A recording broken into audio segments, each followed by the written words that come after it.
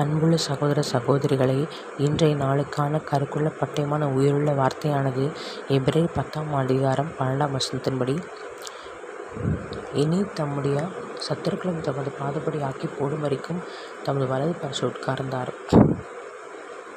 இவரோ பாவங்களுக்காக ஒரே பலியை செலுத்தி என்றென்றைக்கும் தேவனுடைய வலப்பரிசு உட்கார்ந்து.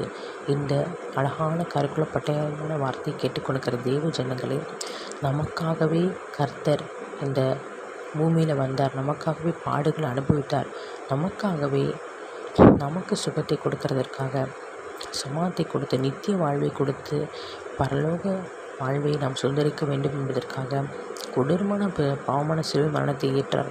நம்முடைய பாவங்களை, அக்கிரமங்களை, நோய்களை, சாபங்களை எல்லாம் சுமந்து விட்டார். நாம் சுமக்க தேவையில்லை. இந்த வசனத்தை விசுவாசிக்கிற யாவரும் நித்திய வாழ்வை அடையும்படி நான் ஜெபிக்கிறேன். உங்களுக்காக நான் ஜெபிக்கிறேன்.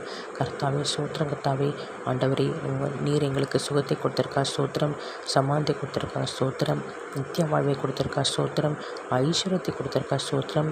ஆண்டவரே, கூடாங்கூடி நன்றி ராஜா. எல்லோரும் பாவங்களுக்காக செத்து நீதிக்கு பிழைத்து தகப்பனைப்பா உடைய பரலோக ராஜ்ய சுந்தரிக்க கிருபை தாங்க ராஜா. துதி கன மகிமெல்லாம் இயேசு கிறிஸ்துவுக்கே செலுத்துகிறேன். மீட்பெரும் இரட்சகருமாகிய இயேசு கிறிஸ்துவின் நாமத்தில் ஜெபிக்கிறோம் எங்கள் ஜீவனுள்ள தகப்பனே, ஆமென்.